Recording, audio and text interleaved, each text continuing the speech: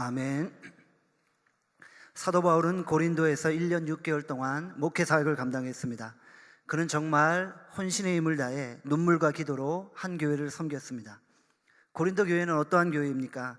많은 장점이 있지만 또한 많은 단점도 있는 교회입니다. 많은 은사들이 넘쳐났던 교회입니다. 모든 지식도 있었고 모든 언변도 있었던 교회입니다. 고린도전서 1장 5절에서 6절에 말씀합니다. 이는 너희가 그 안에서 모든 일 곧 모든 언변과 모든 지식의 풍족함으로 그리스도의 증거가 너희 중에 견고하게 되어. 풍족하다는 말씀을 볼 때 모든 부분에서 잘 갖춰진 교회였습니다. 그리스도의 복음 안에 견고히 세워진 교회였습니다. 그런데 이런 교회에도 여러 가지 문제가 있었다는 것입니다. 어떤 문제였습니까? 바울파, 아볼로파, 게바파, 그리스도파 등 여러 개의 파로 나뉘어져서 서로 싸우고 분쟁했습니다. 교인들이 서로 자신의 은사만을 자랑하며 교만해졌습니다. 교회 내에 아버지 아내와 음행하는 사건이 있었고, 음행한 자가 회개하기는커녕 도리어 큰 소리를 치고 있었습니다. 우상 숭배도 있었습니다. 세상 법정에서 소송하는 일로 허송세월을 보내는 그런 교회였습니다. 고린도 교회는 사도 바울이 2차 선교 여행 때 세운 교회로서 큰 애착을 가지고 있었지만 여러 가지 문제로 인해 좌충우돌하고 있었습니다. 이런 가운데 사도 바울은 교회를 걱정하고 그들을 위해 기도하며 권면하고 있습니다. 지금 바울은 고린도 교회를 향해 어떤 모습으로 권면하고 있습니까? 오늘 본문 말씀을 통해 사도 바울이 권면하는 모습을 세 대지로 나누어 살펴보겠습니다. 사도 바울의 모습이 우리가 가져야 할 모습임을 잊지 않는 은혜가 있기를 바랍니다. 첫째, 아버지의 모습입니다. 고린도전서 4장 14절에서 15절에 말씀합니다. 내가 너희를 부끄럽게 하려고 이것을 쓰는 것이 아니라 오직 너희를 내 사랑하는 자녀같이 권하려 하는 것이라. 그리스도 안에서 1만 스승이 있으되 아버지는 많지 아니하니 그리스도 예수 안에서 내가 복음으로써 너희를 낳았습니다. 본문에서 보여주는 중요한 두 단어가 있습니다. 하나는 스승이고 다른 하나는 아버지입니다. 그 중에서 우리가 붙잡아야 할 단어는 바로 스승이 아니라 아버지입니다. 교회는 스승이 아니라 아버지가 되어야 합니다. 아버지가 되어야만 비로소 생명을 살리고 영혼을 변화시키는 것입니다. 스승과 아버지는 가르친다는 점에서 매우 비슷합니다. 하지만 결정적인 차이가 있습니다. 무엇입니까?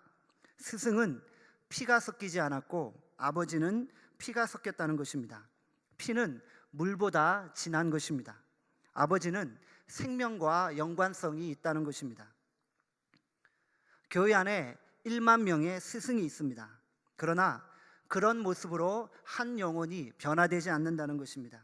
스승은 고작해야 지식을 전달하는 것에 불과합니다.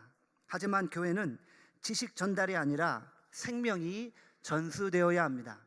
고린도 교회는 많은 스승으로 인해 풍부한 지식과 언변을 가지고 있었습니다. 그런데 여전히 그 속에 분쟁과 음행과 소송과 우상 숭배가 넘쳐났습니다. 왜 그렇습니까? 1만 스승은 있었지만 참된 아버지가 없었기 때문입니다. 고린도 교회 내에 스승이라고 자처하는 자들은 대부분 거짓 선지자였습니다. 그들은 사도 바울을 가짜 사도라고 모함하며 비방했습니다. 그러나 사도 바울은 자신이 진정 고린도 교회를 위해 해산의 수고를 감당한 영적 아버지라고 말하고 있습니다. 고린도전서 4장 15절에 말씀합니다. 그리스도 예수 안에서 내가 복음으로써 너희를 낳았습니다. 고린도 교회는 영적인 자녀들이었고 사도 바울은 영적인 아버지였다는 것입니다. 갈라디아서 4장 19절에 말씀합니다. 나의 자녀들아 너희 속에 그리스도의 형상을 이루기까지 다시 너희를 위하여 해산하는 수고를 하노니. 사도 바울은 한 영혼 한 영혼을 위해 해산의 수고를 감당했습니다. 해산의 수고를 다해야만 한 영혼이 그리스도의 장성한 분량에 이르게 됩니다. 그리스도의 형상을 이룰 수 있습니다. 해산의 수고는 어떠한 수고를 말하는 것입니까? 뼈를 깎는 아픔과 고통을 감수하는 것입니다. 한 영혼을 위해 내 모든 것을 희생하는 것입니다. 여자가 아기를 낳는 고통은 여자가 아니면 모른다고 합니다. 아기를 낳아보지 않았으니 남자는 당연히 그 고통을 알 리가 없습니다. 여자가 아기를 낳을 때 온몸이 찢어지는 듯한 아픔과 고통을 느낀다고 합니다. 뼈를 도려내고 극한의 수고와 희생을 다함으로 한 생명이 탄생하는 것입니다. 아기를 낳다가 죽는 경우도 있기에 반드시 생명을 담보로 해야 합니다. 우리가 복음을 전하고 선교 사역을 감당할 때 이와 같은 해산의 수고를 감당해야만 하는 것입니다. 우리가 영적인 아버지의 모습으로 한 영혼을 위해 뼈를 깎는 아픔과 고통을 감수하고 있습니까? 이번 주일은 새가족 초청 주일입니다. 우리의 수고와 희생이 없이는 한 영혼이 주께로 돌아올 수 없습니다. 우리가 진정한 아버지의 모습으로 그들에게 다가가야 합니다.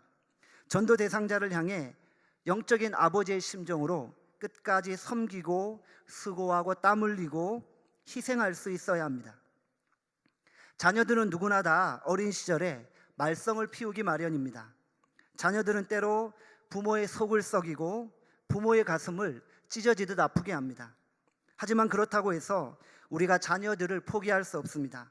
끝까지 인내하고 자녀를 위해 희생하게 됩니다. 우리의 전도 대상자들이 우리의 마음을 아프게 할 수 있습니다. 기분을 상하게 하고 우리의 인내심을 시험할 수도 있습니다. 하지만 우리는 끝까지 참아야 합니다. 감정대로 행동하다가 한 영혼이 구원에서 멀어질 수 있습니다. 한 영혼이 새 생명을 얻는 것은 결코 쉬운 일은 아니라는 것입니다. 선교지로 나아갈 때 역시 우리의 마음이 아버지의 마음을 품어야 합니다. 아버지의 마음으로 충분히 기도하며 그 선교지를 뜨거운 가슴으로 품고 나아가야 합니다. 내 가슴 속에 항상 선교지의 영혼들을 품고 나아갈 때 한 영혼 한 영혼이 온전히 주께로 돌아올 것입니다. 오늘 본문은 교회 안에 스승을 자처하는 1만 명이 있지만 그들이 얼마나 무력한 존재인지를 말씀하고 있습니다. 우리 모두가 스승의 모습이 아니라 아버지의 모습으로 한 영혼 한 영혼에게 다가갈 수 있기를 주님의 이름으로 소망합니다. 두 번째, 능력의 모습입니다. 고린도전서 4장 19절에서 20절에 말씀합니다. 주께서 허락하시면 내가 너희에게 속히 나아가서 교만한 자들의 말이 아니라 오직 그 능력을 알아보겠으니 하나님의 나라는 말에 있지 아니하고 오직 능력에 있습니다. 본문에서 중요한 단어는 말과 능력입니다. 그 중에서 우리가 붙잡아야 할 단어는 말이 아니라 능력입니다. 기독교는 말에 있지 않고 능력에 있습니다. 당시 고린도 사람들은 그리스 헬라 문명의 영향으로 웅변술, 철학, 지식, 언변을 매우 중요시 여겼습니다. 그래서 고린도 교회 몇몇 성도들은 자신의 웅변술이나 철학적 지식을 자랑하고 다녔습니다. 이에 대해 사도 바울은 하나님의 나라는 말에 있지 아니하고 능력에 있음을 분명히 강조하고 있는 것입니다. 세상의 문화는 웅변이나 지식, 철학이나 학문을 존중하지만 하나님의 나라는 그런 말에 있는 것이 아니라 오직 복음의 능력에 있습니다. 오늘날 많은 한국 교회들이 교회로서의 모습을 다 갖추고 있습니다. 예배의 형식이 있고 예배의 모습도 있습니다. 교회의 조직도 있고 모양도 있습니다. 남전도회, 여전도회, 청년부, 중고등부, 유초등부 모든 모양을 다 갖추고 있었습니다. 그러나 그 안에 성령의 능력이 없다면 그 교회는 죽은 교회나 다를 바 없습니다. 디모데후서 3장 5절에 말씀합니다. 경건의 모양은 있으나 경건의 능력은 부인하니 이 같은 자들에게서 내가 돌아서라. 디모데후서 3장 5절은 경건의 모양만 있고 경건의 능력을 부인하는 자에게서 돌아서라고 말씀합니다. 경건의 모양만 아니라 진정 중요한 경건의 능력을 나타내야 한다는 것입니다. 성도된 우리는 경건의 모양도 취하고 그 속에 담겨진 경건의 능력도 나타낼 수 있어야 합니다. 과거 한국 교회는 많은 기도의 능력과 영성을 추구했습니다. 산에 올라가 소나무를 한 그루 뽑아야지 하면서 밤새도록 열심히 기도하고 간구하고 부르짖었습니다. 그런데 현대 교인들은 점차 말은 잘하고 지식은 늘었는데 기도의 영역, 기도의 능력은 잃어가고 있습니다.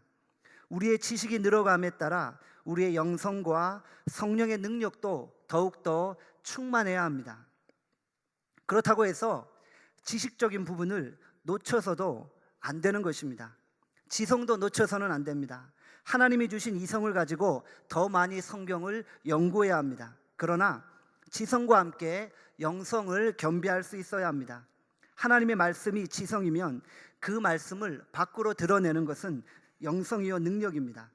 하나님이 주신 그 이성을 가지고 열심히 연구하고 하나님이 주신 뜨거운 가슴을 가지고 열심히 기도함으로 능력을 나타낼 수 있어야 합니다. 기독교의 본질은 기도의 능력이며 영적인 능력입니다. 하나님 앞에 엎드려 기도함으로 성령의 능력을 구해야 합니다. 에베소서 6장 12절에 말씀합니다. 우리의 씨름은 혈과 육을 상대하는 것이 아니요 통치자들과 권세자들과 이 어둠의 세상 주관자들과 하늘에 있는 악한 영들을 상대함이라. 우리의 씨름은 혈과 육에 대한 것이 아닙니다. 만약 우리의 씨름이 혈과 육에 대한 것이라면 논리적으로 설득하고 지식적으로만 접근하면 됩니다. 그러나 우리의 싸움은 눈에 보이지 않는 싸움입니다. 통치자들과 권세자들과 이 어둠의 세상 주관자들과 하늘에 있는 악한 영들과의 영적인 싸움입니다. 그러므로 지식으로 해결할 것이 아니라 오직 기도의 능력과 성령의 충만과 성령의 능력으로만 승리할 수 있습니다. 영적인 싸움에서 승리하기 위해선 반드시 영적인 능력이 있어야 합니다. 하나님의 나라는 말에 있는 것이 아니라 능력에 있습니다. 우리의 싸움은 사단과의 능력 싸움이고 파워게임이라는 사실을 잊지 말아야 합니다. 창세기 11장 1절에 말씀합니다. 아브라함이 99세 때에 여호와께서 아브라함에게 나타나사 그에게 이르시되 나는 전능한 하나님이라 너는 내 앞에서 행하여 완전하라. 하나님은 자신을 가리켜 전능하신 하나님이라고 소개합니다. 전능하다는 것은 무엇을 의미합니까? 모든 것을 할 수 있는 능력을 가지고 있다는 것입니다. 엘샤다이 전능하신 하나님은 자신이 원하는 것을 다 이룰 만한 능력과 권능과 권세를 가지고 있습니다. 그래서 엘샤다이 능력의 하나님이라고 말씀하고 있습니다. 전능하신 하나님이 함께하지 않으시면 우리는 아무것도 할 수 없습니다. 우리는 마른 뼈와 같은 무기력한 존재에 불과합니다. 그러나 전능하신 하나님이 함께하시면 우리는 주의 능력을 나타낼 수 있습니다. 전능하신 하나님이 교회를 세우셨고 전능하신 하나님이 교회에게 능력을 부어주십니다. 하나님의 영이 충만함으로 성령의 능력을 받을 수 있습니다. 전능하신 하나님의 능력이 임하는 통로가 바로 성령님입니다. 성령님이 그의 능력을 통해 교회 위에 기름 붓듯 임하시는 것입니다. 성령님은 우리에게 사단의 권세를 제압할 능력을 주시고 세상을 이길 힘도 주십니다. 사도행전의 교회와 같은 철저하게 성령의 기름 부으심과 성령의 능력이 나타나는 교회, 예수 그리스도의 십자가와 부활의 증인된 교회가 되기를 바랍니다. 우리 모두가 말이 아니라 성령의 능력을 사모하게 되기를 주님의 이름으로 소망합니다. 세 번째, 사랑의 모습입니다. 고린도전서 4장 21절에 말씀합니다. 너희가 무엇을 원하느냐? 내가 매를 가지고 너희에게 나아가랴. 사랑과 온유한 마음으로 나아가랴. 본문에서 중요한 단어는 매, 사랑, 온유라는 단어입니다. 이 단어들은 서로 연관성이 없는 것 같습니다. 하지만 실은 깊은 연관성을 가지고 있습니다. 모든 것이 다 사랑에서부터 파생되어집니다. 부모가 자녀에게 다가갈 때 어느 순간엔 온유한 모습으로 또 어느 순간엔 매를 들게 됩니다. 그런데 온유한 모습만이 사랑이 아니라 매를 드는 것도 사랑하기 때문입니다. 사랑하지 않는 자는 혼낼 필요가 없습니다. 나하고 아무런 관련이 없는데 뭐 때문에 혼내겠습니까? 요즘 청소년들을 잘못 꾸짖다가 봉변당하게 되지 않습니까? 잠언 13장 24절에 말씀합니다. 매를 아끼는 자는 그 자식을 미워함이라. 자식을 사랑하는 자는 근실히 징계하느니라. 잠언 말씀과 같이 매는 사랑의 상징이요 사랑의 표시입니다. 히브리서 11장 6절에서 8절에 말씀합니다. 주께서 그 사랑하시는 자를 징계하시고 그가 받아들이시는 아들마다 채찍질하심이라 하였으니 너희가 참음은 징계를 받기 위함이라. 하나님이 아들같이 너희를 대우하시나니 어찌 아버지가 징계하지 않는 아들이 있으리요. 징계는 다 받는 것이오늘 너희에게 없으면 사생자요 친아들이 아니니라. 내 아들이요 내 딸이요 내 혈육이기 때문에 징계하고 매를 대는 것입니다. 사도 바울은 고린도 교회 성도들에게 부끄러워할 정도로 심하게 꾸지람과 매를 대었습니다. 고린도전서 4장 14절에 말씀합니다. 내가 너희를 부끄럽게 하려고 이것을 쓴 것이 아니라 오직 너희를 내 사랑하는 자녀같이 권하려 하는 것이라. 꾸짖고 권면하고 있는데 그들을 사랑하는 자녀와 같이 꾸짖고 권면한다고 말씀하고 있습니다. 바울의 징계와 권면은 모두 자녀에 대한 사랑에 근거했던 것입니다. 술에 만취해 혈기를 부리는 매는 자녀에게 큰 상처와 아픔을 주게 됩니다. 하지만 사랑에 근거한 훈계의 매는 자녀를 더욱 올바르게 자라게 합니다. 훈계의 책망은 자녀를 생명길로 인도하는 것입니다. 사도 바울은 고린도 교회를 향해 때로는 매로서 때로는 온유한 모습으로 나아갔습니다. 결국 그 모든 면에서 사랑의 모습으로 나아간 것입니다. 한 영혼을 잉태하기 위해 반드시 사랑의 모습이 있어야 합니다. 사랑이 없으면 상대방은 감동을 받을 수 없습니다. 사랑은 말로만 하는 것이 아닙니다. 예수님이 말로만 우리를 사랑했다면 아무도 그 사랑을 느낄 수 없었을 것입니다. 하지만 예수님은 우리를 사랑한다고 말씀하신 후 몸으로 친히 그 사랑을 보여주셨습니다. 낮고 천한 인간의 몸을 입고 이 땅에 오셔서 우리의 죄를 위해 십자가를 지셨습니다. 로마서 5장 8절에 말씀합니다. 우리가 아직 죄인 되었을 때 그리스도께서 우리를 위하여 죽으심으로 하나님께서 우리에 대한 자기의 사랑을 확증하셨느니라. 십자가를 통해 예수님의 사랑을 확증해 보여주셨습니다. 그 사랑은 말로만 한 사랑이 아닙니다. 피를 흘리심으로 몸소 보여주신 사랑이었습니다. 우리도 다른 사람을 향해 사랑의 모습으로 나아가야 합니다. 예수님처럼 상대방의 눈높이까지 낮아져야 합니다. 상대방이 가난하다면 가난한 모습으로, 상대방이 약한 자라면 약한 자의 모습으로 나아가야 합니다. 가난한 자에게 부자의 모습으로 다가선다면 자칫 값싼 동정이 되고 말고 외면당하며 거부당할 수밖에 없습니다. 눈높이를 낮추어 그들에게 다가감으로 그들의 마음을 감동시키고 사랑의 증표를 보여주어야 합니다. 찬송가 503장에 말씀합니다. 세상 모두 사랑 없어 냉랭함을 아느냐, 곳곳마다 사랑 없어 탄식 소리뿐일세. 세상 사람들은 사랑이 없다고 아우성합니다. 사랑을 갈망하지만 사랑이 없다고 탄식하고 있습니다.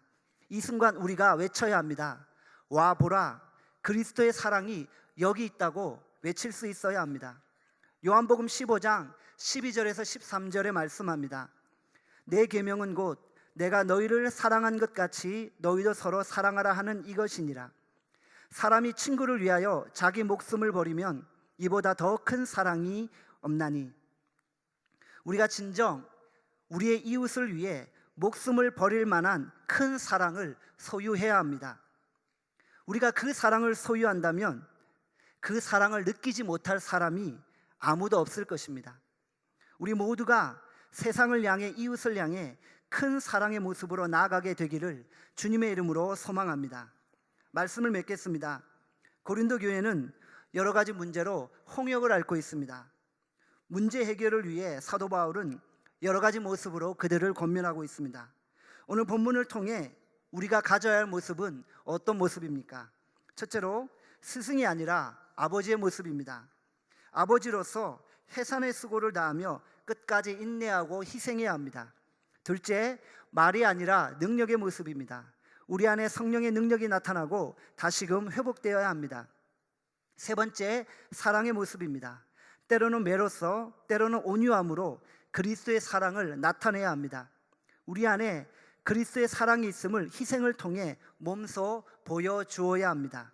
우리 모두가 한 영혼 한 영혼을 향해 이와 같은 모습으로 다가섬으로 수많은 생명이 다시 살아날 수 있기를 주님의 이름으로 간절히 소망합니다. 기도하겠습니다. 하나님 아버지, 오늘 사도 바울이 고린도 교회를 향해 어떠한 마음을 품었는지 함께 살펴보게 하심을 감사합니다. 사도 바울은 고린도 교회를 향해 스승의 모습이 아니라 아버지의 모습으로 그들을 권면하며 그들을 사랑하였음을 보았습니다. 우리가 한 영혼 한 영혼을 주께로 인도해야 될 중차대한 사명이 있는데, 우리가 영혼을 구원하기 위해 먼저 사랑의 모습으로 낮아짐으로 섬김으로 나아갈 수 있도록 은혜 베풀어 주시옵소서. 친구를 위해서 목숨을 버리면 그보다 더 큰 사랑이 없다고 하셨는데, 우리가 그리스도 안에서 그런 사랑을 소유함으로 모든 사람이 그 사랑을 느낄 수 있는 은혜가 있게 하여 주시옵소서. 감사드리며 예수님의 이름으로 기도합나이다. 아멘.